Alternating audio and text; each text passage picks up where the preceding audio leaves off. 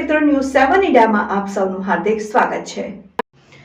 આરટીઆઈના નામે ખંડણીનો ખેલ, પૂર્વ કોર્પોરેટર 3 લાખ લેતા રંગે હાથે ઝડપાયા। સુરતમાં પૂર્વ કોર્પોરેટર પ્રકાશ દેસાઈ આરટીઆઈનો દુરુપયોગ કરીને લિયો ક્લાસીસના સંચાલક પાસે 4.50 લાખની ખંડણી માંગતા હતા। તેમણે ધમકી આપી હતી કે જો પૈસા નહીં આપવામાં આવે તો તેઓ સતત આરટીઆઈ કરી પરેશાન કરશે અને એસઓજીએ અભિયાન ચલાવીને પૂર્વ કોર્પોરેટરને 3 લાખ લેતા રંગે હાથે પકડી લીધો।